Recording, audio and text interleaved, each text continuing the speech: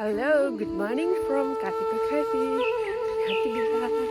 अहिले चाहिँ म छु यहाँ हेर्नु न, तपाईँले देख्न सक्नुहुन्छ घाम पनि छेलिदिइरहेछ क्या यसले के भन्छ उसले। अनि हामी चाहिँ अहिले धान काट्नुलाई जाँदैछौँ। अनि मम्मी चाहिँ खाना बनाउँदैछ, पापा म भाउजू अरू केटाहरू आउनु लाग्नुभएको छ। अनि धान काट्ने समयहरू भइसकेको छ, तपाईँहरूलाई म देखाउँछु हाम्रो बाटोहरू। यहाँबाट जानुपर्छ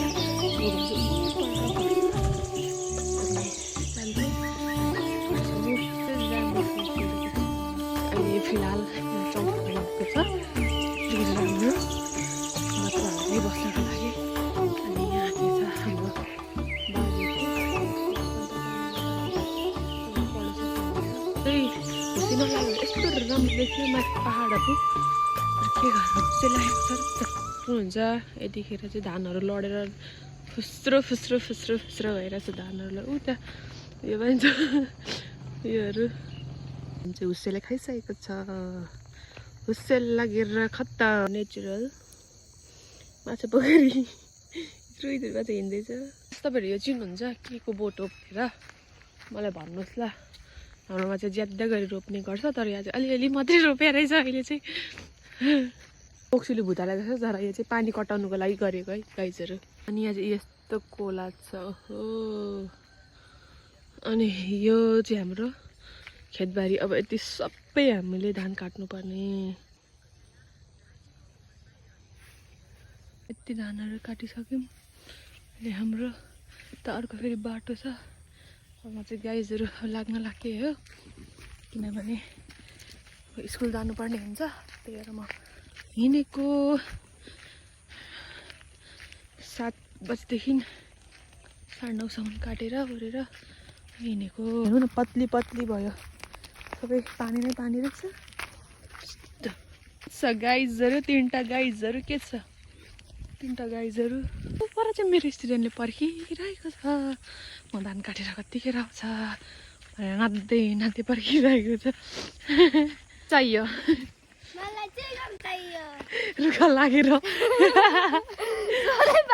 यो बगा गले यता छोडा म बोकेर उभिरहेको छु। पर फेरि स्टुडेन्टहरू अर्कै आफ्नै पारामा लज्जावती भन्दै भेडा बाख्राहरू चाहिँ हिँड्दैछ 4टा। झन्डै उस यस्तै रहेछ ब्याग एउटाको त।